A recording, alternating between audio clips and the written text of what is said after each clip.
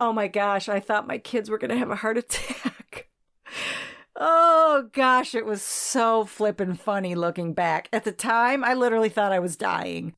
But they get me through. And at that point, you guys, they could have had any souvenir they wanted. I would have bought them anything at that moment because they got me through a literal hell for me.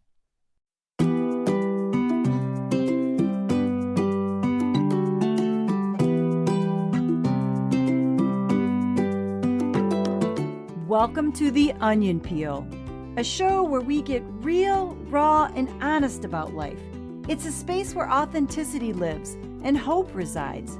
The Onion Peel is a place where we peel back the layers of our stories and discover the unexpected flavoring that each one brings.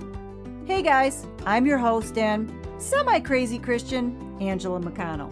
I'm a middle-aged mom of 5 with a dead husband, and I've been through some shit in my life. Now, I'm on a mission to bring hope to the world. So join me as we journey through this onion and find hope in the tears. You ready to peel this thing?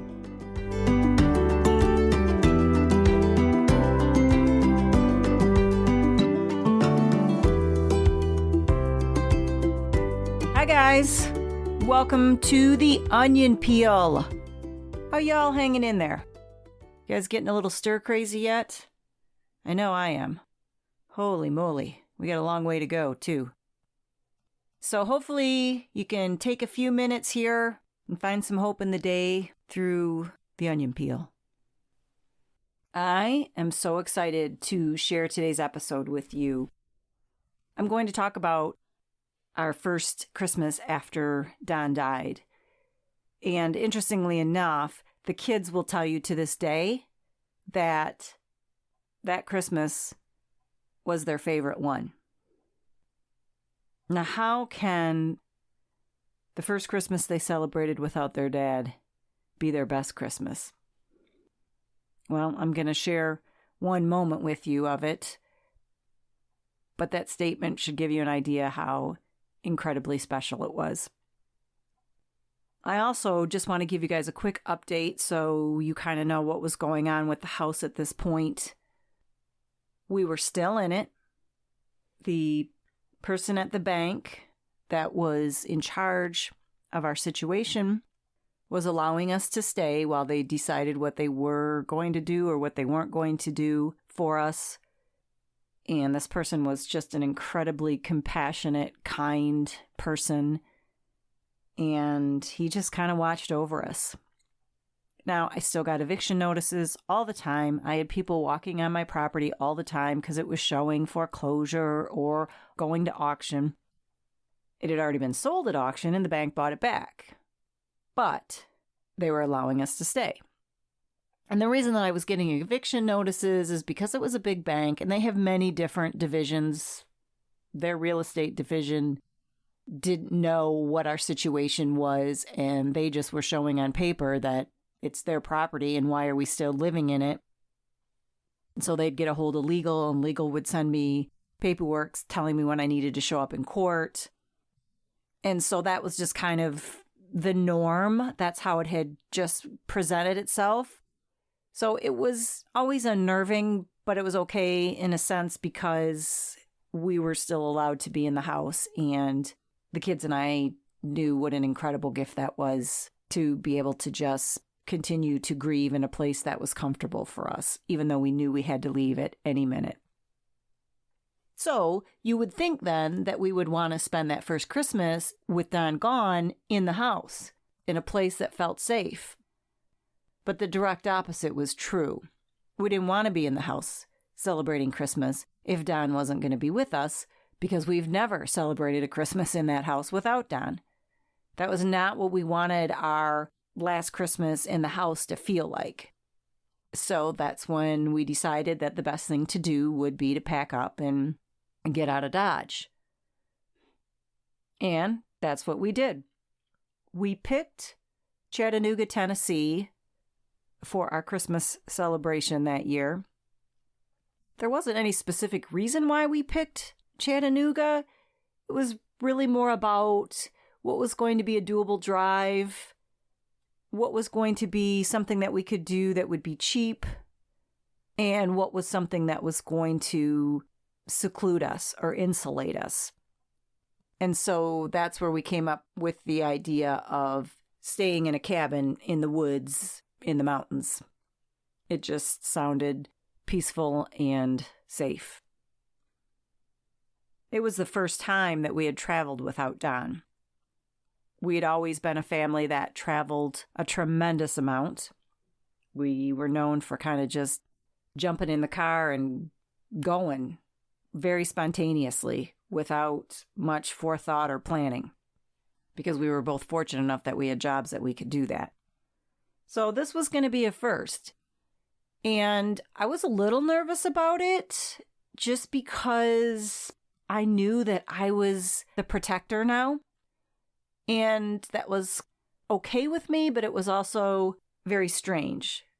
Because when you leave your comfort zone in the environment that you know so well, and you're going into just a new territory, you know that when something happens, it's on you now. And that's fine if you're a single individual person that just has to worry about themselves, or perhaps another adult. But to know that you have 4 children that are going to be relying on you if something goes awry, that's a little unsettling. But that's my new role. I am now the protector, not just the nurturer, but the protector of the family. Now, my oldest son was not able to go with us because he was working and he couldn't get the time off. And he was very encouraging and said, "Mom, you guys need to go." Again, he was 24 years old, almost 25 at the time. So he was a young adult person, and he understood that for his younger brothers and sisters, it was important for them to get away and be able to just try and enjoy something fun. I had rented this cute little A-frame cottage in the Smoky Mountains. Oh my gosh, was it cute, you guys. It was secluded. It had a little hot tub. It was only 2 bedrooms. It was very cozy, and we loved it. I had packed up some Christmas decorations, not a lot, but I had taken a small little fiber optic tree, probably, I don't know, it was probably a 2-footer maybe. Just those kind you plug in. Didn't put any ornaments on it. It just was a fiber optic Christmas tree. I had brought a couple strings of Christmas lights. So put the lights up in the living room area, and boom, Merry Christmas. We were good to go. It was so fairy tale-like. This cute little cabin and our cute little Christmas lights. And we're in the middle of the woods and we're secluded. It was awesome. I was away from the world. Now, the kids and I didn't really have a huge game plan. Never had really been to Chattanooga. So, as soon as we got there, I started Googling some things to do in the area. And we came up with actually quite a lot. So one of the first things that we did was go to Rock City. Now, if any of you have ever been to Rock City, you know what it is, you know what I'm talking about. It's a very unique and special place. But for those that aren't familiar with it, I'll give you a little description. Rock City is this park/garden type setting where you walk through pathways and there's beautiful vegetation, flowers, trees, all that good stuff. Now, we were there in December, so there wasn't so much of flowers and the like, but the cool thing about Rock City is that it's also this rockscape. It's up on a ledge of the Smokies, and this pathway has been cut out between huge rocks. So even though the vegetation wasn't in season, it was still absolutely stunning because you're high up on a mountain and you are walking through all these carved out sections of rock face. So we go there during the day. We start off walking through the various paths and, we're thinking, hey, this is kind of cool. And then the more that you get into it, the more stunning it becomes because you actually start walking between these huge pieces of granite. And it's just really neat. And some of these pathways are super tight and thin, where one part of the rock will be kind of protruding out over another, and you have to duck to get through where these two rocks meet. Just very interesting, very fascinating. Then there's a part that comes along that you actually walk down into a cave. Now, the day we were there was super busy because it's Christmas time and everybody's rocking it out at Rock City. So going through this cave is where the path narrows down to only one person wide. What you find in there are little openings carved out of the sides of the rock.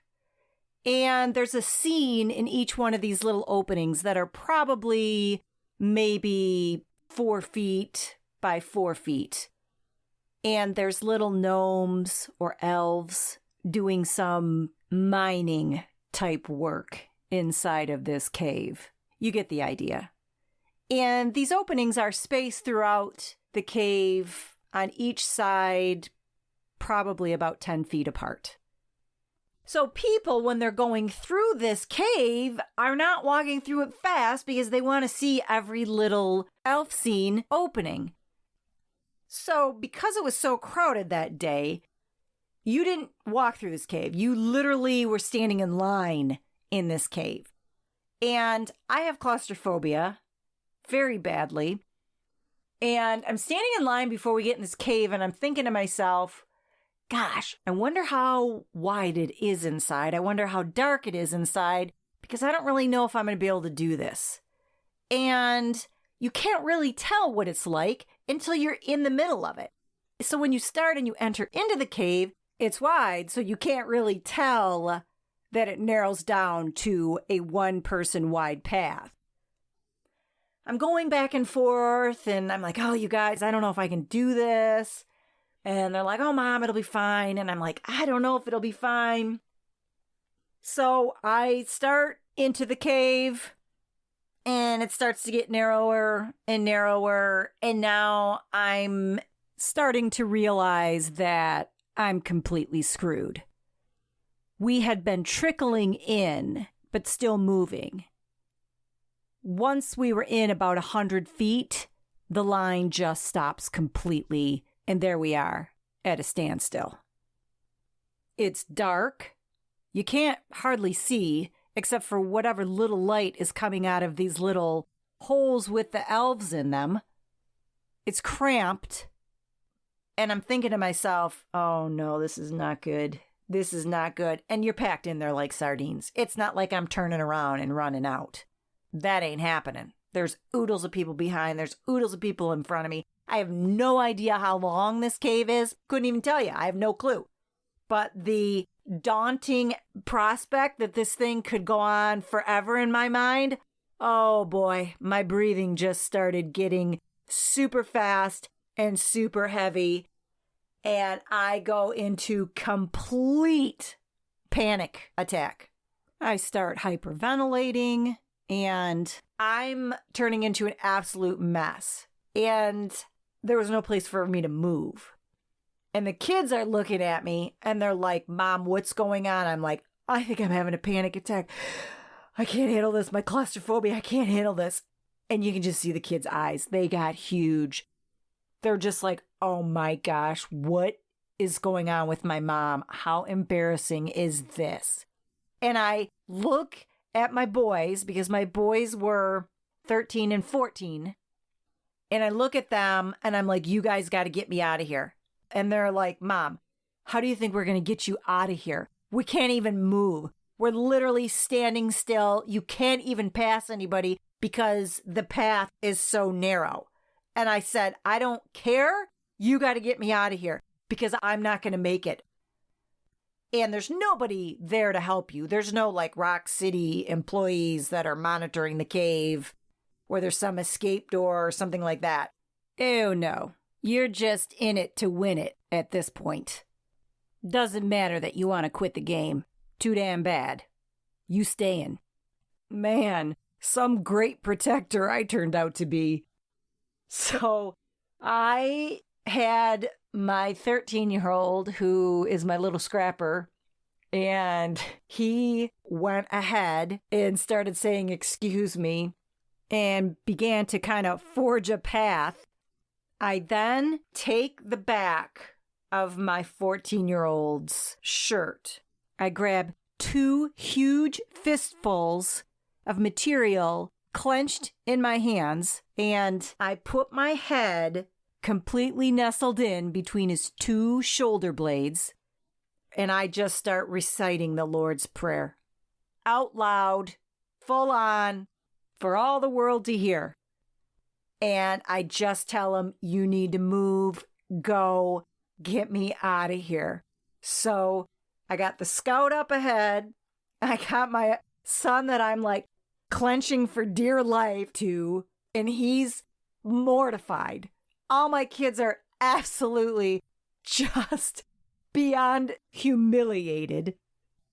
And I'm sitting there as loud as I can reciting the Lord's Prayer because I thought I was going to die. So I had to do something.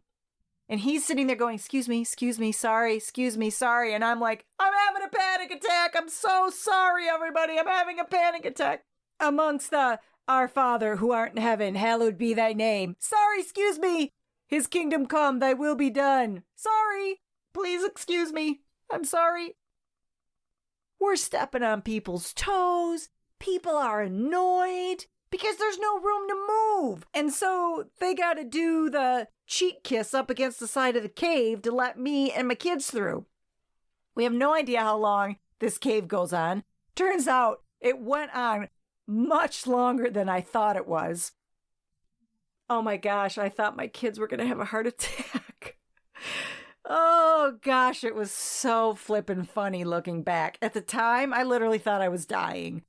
But they get me through, and at that point, you guys, they could have had any souvenir they wanted. I would have bought them anything at that moment because they got me through a literal hell for me.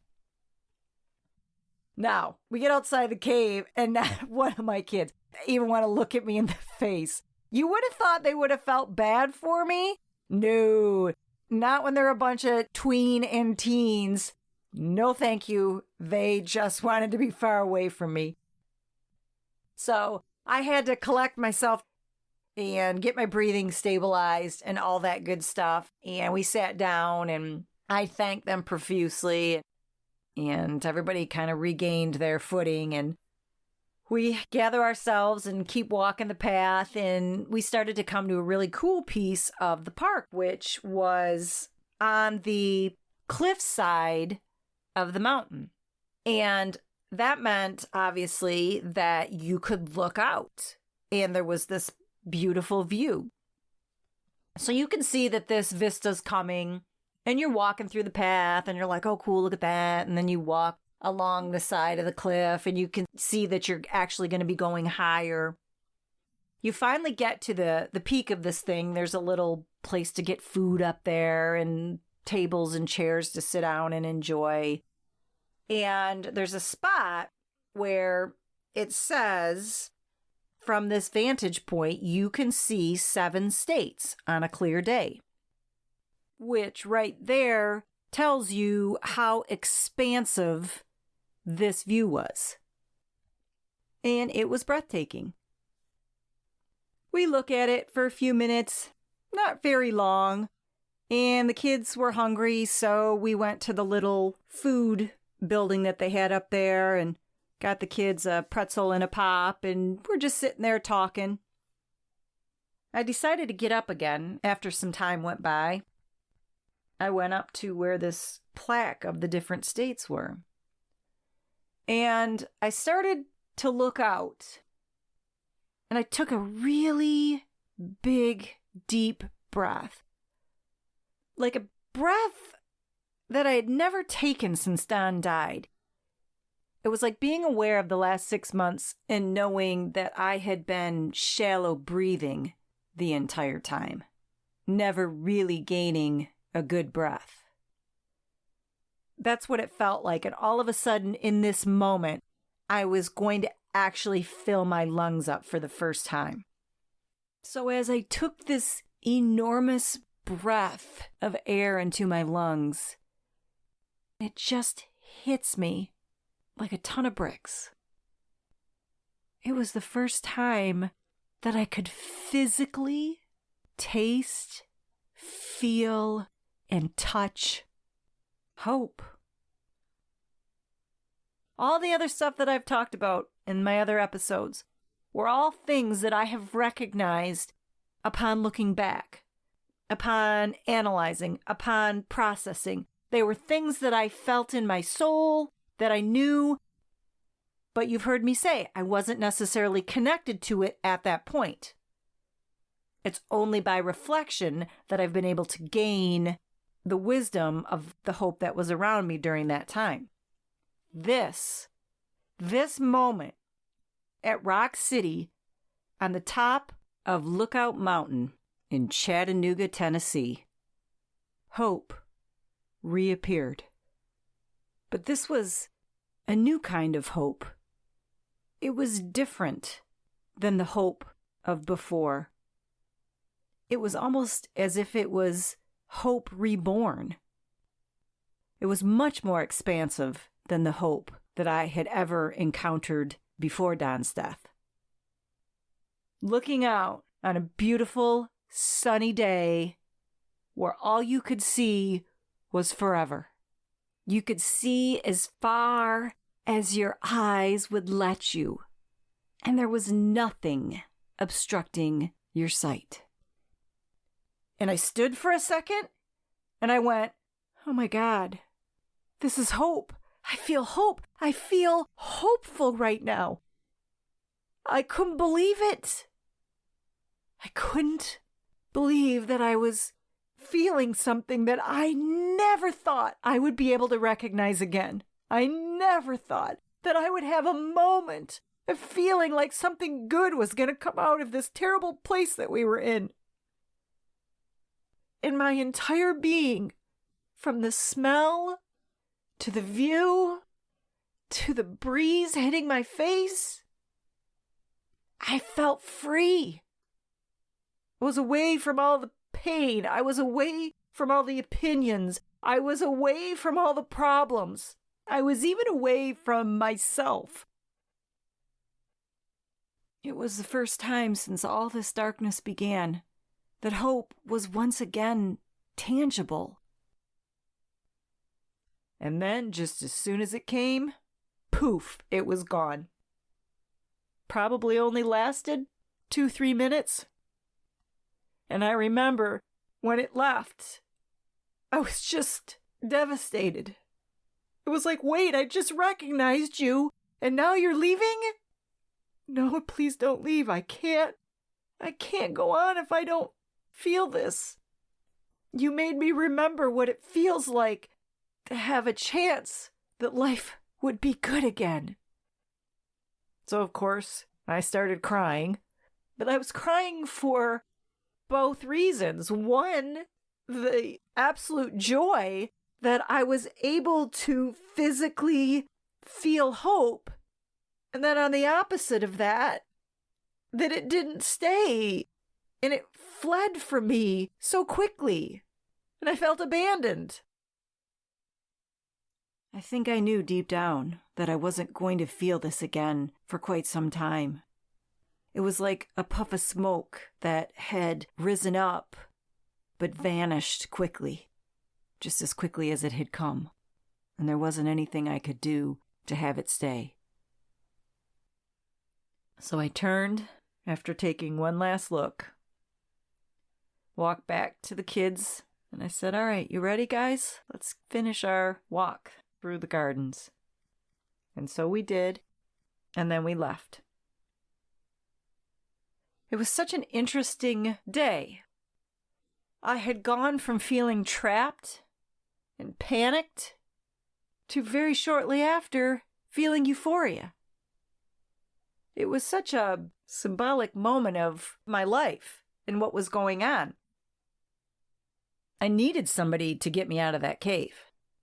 And at that time, that was my kids. But my kids were given to me by God. God was the one that got me out of the cave.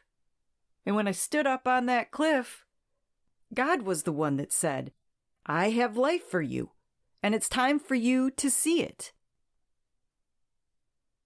Well, how do you know that's what was being said to you? I don't know. I just know. It was an awareness that was downloaded to me. It's not something that can be argued or debated because it instantly became a part of my being, and I knew something had changed inside of me. Sometimes I just think that we have to learn to be more observant with what goes on inside of ourselves. Not necessarily to be captive to every feeling that you have, because feelings can lie oftentimes. But there are so many moments in our lives where God speaks to us and we just don't hear it for whatever reason, or we brush it off, or we don't believe it, whatever the case. But in this particular moment for me, on top of that mountain, there was no debating that I was now different inside. After all of that, I had this strong desire to want to actually go back to the park. Now, they advertise at Christmas time that at night it's a whole different experience because the whole entire park is lit up with Christmas lights. A few hours had gone by, and I said to the kids, hey, after we grab some dinner, do you guys want to go back and see what it looks like at night with everything lit up? They said, sure, let's do it. So we went back to Rock City. And it was a literal winter wonderland.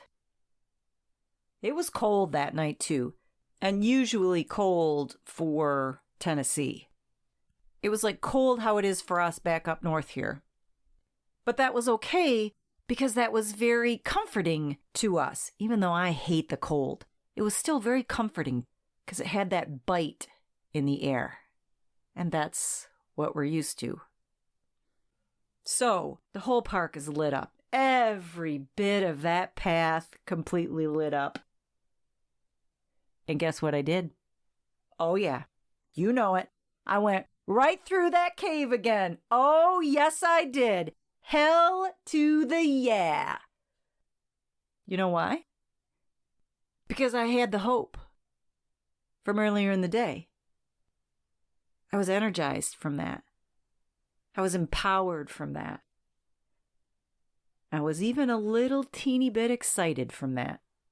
And I thought, I'm going to do this, bitch. Now, there's a way to go around this cave for those people that are claustrophobic. But, 99% of the people, it's just part of the path, and that's the part you walk through, the cave part. So I start walking down with my kids, and they look at me and they're like, Mom, you're not serious. Please tell us you're not going to do this again. And I said, well, there's less people here. And they're looking at me with disgust. And they're like, okay, fine. But if you did what you did earlier today, we're not helping. Oh, gosh. And I said, nope, I got this, you guys. I'm telling you, I got it. So sure enough, we walked down in the cave, and the beautiful part is that there were a lot of people in there, but we were moving. There was never a time where it was just stopped. So we could keep walking through the cave until we come to the other end. And I was totally fine. totally A-okay walking through that space. And I get out on the other side and I'm like, are you kidding me, guys? Look at me. Am I a superwoman or what? Oh yeah, Mom, we'll go ahead and get a hold of Marvel. Of course, they were just 100% relieved that I didn't have a complete breakdown like I had earlier. So, we finished walking through the park and it was just absolutely spectacular and beautiful and magical. And I'll never forget getting into bed that night in that little A-frame cabin. And I got on my knees and just started thanking God. It was such an incredible day that I had had. You see, going back to the park that night, do you know what that was? That was the sprinkles on top of the cake. It was God giving me courage to continue to fight through the dark days ahead. Up until that point, I had just been surviving each day. But now, He gave me courage, strength to walk forward in each day that I have to face. A choice to fight instead of exist. That's what going through the cave the second time was all about. I didn't even think about not doing it. I was absolutely going to do it. And I came out victorious on the other side of the darkness. The courage was just there inside of me, because the hope is what fueled it. All that in a day, from fear and darkness, to hope and excitement, to bravery and strength. From a cave to a cliff to a concert of courage. Well, that's going to wrap her up for today. I always like to ask you guys, please follow, share, like, subscribe. Would love it if you would write me a review on Apple Podcasts. Follow me on Instagram, TikTok, Facebook, any of it, all of it. So appreciate you guys walking this journey with me and giving me your support and sharing your stories with me. I love it when you reach out to me. It absolutely makes my day. I love you all. I pray for you all. And I love being able to share what I've learned about hope, because I just know how important it is to have when you're going through some tough stuff. Just like now with what we've got going on with COVID-19. Got to keep the hope alive, guys.